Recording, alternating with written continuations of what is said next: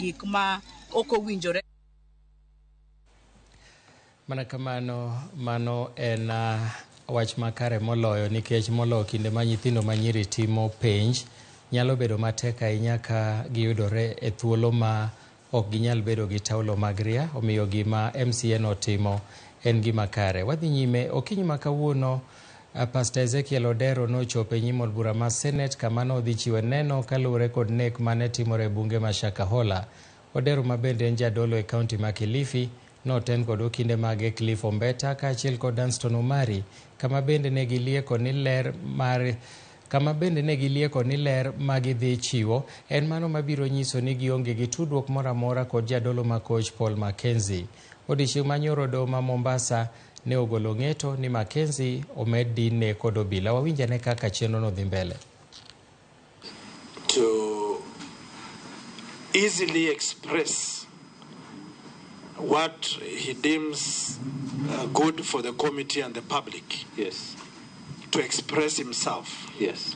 Our secretariat should be able to decode and put it in the right context so that he is not fixed into a corner, so that he lacks a way of expressing or communicating to us. So we request you, through you, Chair, yes, that we allow Evangelist Ezekiel to put it in the best way he can for purposes of the committee. Thank you.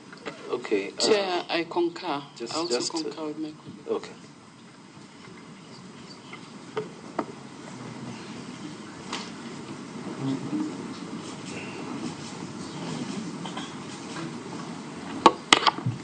Chair.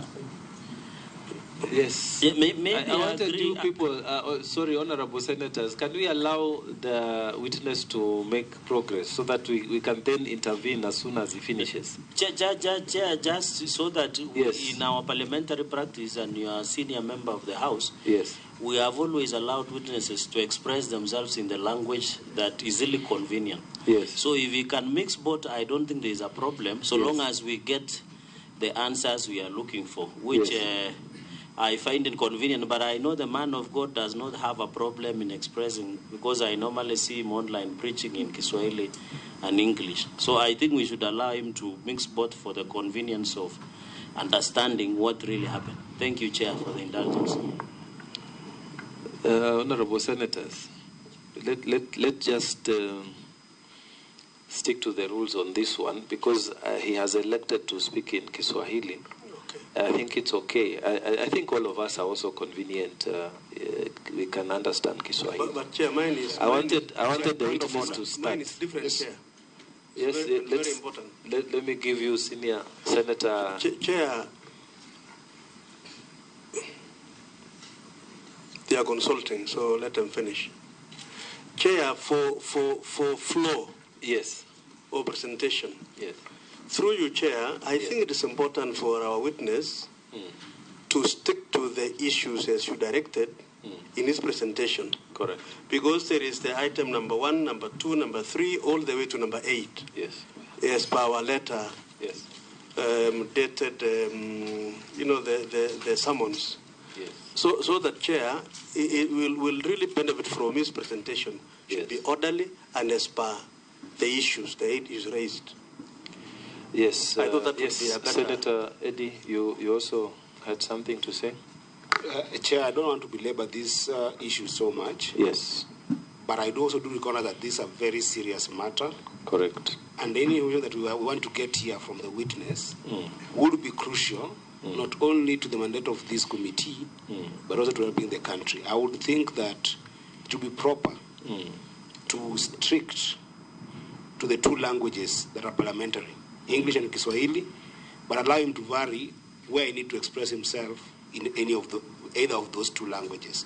Because otherwise we don't want a situation whereby you're restricted and then the excuse is I could not be able to say this because I cannot be able to express myself in this language. If you say within the 2 languages, we will be just proper, because it's a witness, it's not a debater in Parliament. Senator Tabitha. Thank you, Chair. I think I want to concur with my colleague, Senator Eddie, putting in mind that the evangelist has clearly stated before this House that he's very new, it is first time, to appear before a House of Parliament, and he even started by apologizing. So I would request as members of the committee to allow him to express himself in the simplest language you would understand, simply for the sake of Kenyans who died. But as far as the senior councillor said, Senator, my colleague Senator, you stick to the letter that he invited, and to try and avoid like the profiling of you as a person, but the main agenda so that we can execute. Kindly chair rule so that we proceed. I think I've already ruled. Unless you want to change back to English. You want to change back to English, or you are comfortable? We want to make you as comfortable as possible, Ezekiel. Honorable Chair, I request to use the best formula, either English or Kiswahili. I will never use another language apart from the two. And I thank God, because when you were introducing us, yes, there was a place you said, Karibu sana. Yes. So, ulinitangulia kuvunja sheria. Thank you, Chair. Okay. So just proceed then. Just proceed. Thank you, Chair. And again, I repeat, thank you so much. Now, I will use the summon letter to guide me, and thank you for the advice. Okay. Number one is about the registration and the compliance of status of New Life Prayer Center Church. The church was registered in 2010, and we have the sample certificate here. In the 11th September 2012, 11th September 2012, we will serve you with all this. Okay. You want to mark it as an extra one, isn't it? Yes, we have more. No. We have more. Okay. We can serve you with the rest. Please. Yes, pass as it comes. Yes. And another thing, we have tried to do what is best in the interest of the nation. Yes. That when we preach, we give our best according to what the law states when we were given the certificate. Yes. And another thing, that brings us to the next question, the belief and the ideologies of the church. Yes. The church believes that the gospel should be preached to any living person. Yes. Irrespective of race, color, yes, and even religion. Yes. And I thank God because in our church, it is very easy to notice a Hindu or a Muslim in their religious attires. Yes. Now, there was a time, for example, that I was called by the then Dio. Yes. And he asked me, Pastor Ezekiel, unajua kanisani kwako kuna Waislamu wengi sana. Nikamwambia, I thank God, yes, that for the first time, we Muslims and we Christians, we are together.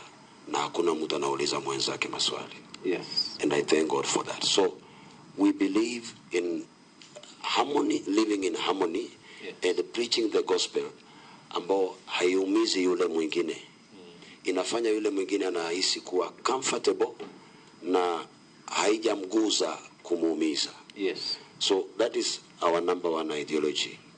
Number two, ni kwamba the gospel, or whoever is preaching the gospel, must make sure that whatever you get, yes, from the church is very important, isaidie the community. That's another ideology. Na kwa njia hiyo tumejaribu since the beginning. I can give proof, yes, that wakati ambapo watu wanamtolea Mungu kanisani kwetu, yes, as part of our ideology, we give back to the community, because I don't believe, this is personal, I don't believe kanisa sadaka yake yatakikana imsaidie pastor peke yake. Yes. Yatakana isaidie the needy, as it is written in the book of Deuteronomy, chapter number 14. Yes. Yatakana isaidie the needy. That's what the Bible says about tithe. Yes. So tumejaribu, we have samples ambao pia nitapeana, because we have ours. tuliwahi enda places like Turkana, yes, tukipeana chakula during drought. Yes. Na like this idea tonight, we have gone to places. For example, if I give this one, the chair, yes, this is a number of almost over 100 students, yes, ambao wanalipiwa full scholarship na church from the tithes and offerings. Yes. I touch on this because among the issues ambao zilikuwa raised, yes, is who is this man and what does he do even to children? Yes. And these are children wako na admission numbers, school ambao walienda, yes, shule ambao walienda, na telephone numbers, na banks mahali pesa ziliwekwa, and the amount. Hii inaweza kusaidia ili tujue the ideologies of the church. Yes. What is your ideology concerning the children? Because New Life iko na a seating capacity of 45,000 people. Okay. When these people give tithes and give sacrifices, yes, does it go to you ama inasaidia nani? Because I have 2 children, 1 son, 2 daughters. Na even though church ni kubwa, does the church give back to the community in what capacity? That is one example. Nitajaribu niende kwa haraka. Another example, yes, these ones, wakati ambapo tulikuwa tunaenda Turkana, yes,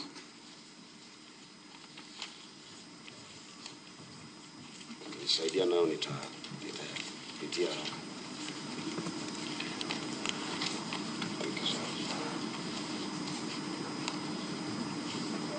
I will present these ones before thee. These are students on full scholarship ambao unaweza kuverify, check, bank, and when they were paid scholarship. Verify even the amount that was given. yes, And that is part of our ideology, giving back to the community. yes. So maybe, At Ezekiel. Pastor, maybe that point is well covered. You want to Yes. get to the next?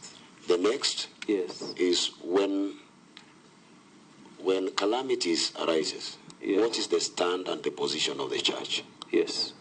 I will present this to you. It will show you where we went, what we did with the people's money, because the tithe is from members, and what we did with it. That is part of our ideology. The ideology concerning what we say on the pulpit. Yes. I preach live. Then we use recorded programs in the night. But I made sure that our presentations and our sermons are live, so that inaweza ikasaidia yule ambaye anatamani kujua huyu mtu anahubiri nini. I think maybe I'm one of the few pastors ambao wanafanya live sermons. Yes. And if you would interject and want me to proceed to another point, No, or I can continue. Continue. Thank you so much. Yes. We have live services. It makes it easy for anyone. Aulize, what is this man preaching? What does he stand for? Na I insisted in that ili isaidie hata serikali yangu. Badala ya kunichunguza zaidi, inaweza kuketi hivi, hata DCI akae hivi na angalie, what is this man preaching? Then without even making a lot of research, anaweza kuamua. Even 7 days, anajua what this man is preaching. Maybe kama nimesahau kitu kingine on that, naweza nikaulizwa, I'll answer. Okay. Number 3. Yes. My view on extreme indoctrination and exploitation of religious followers.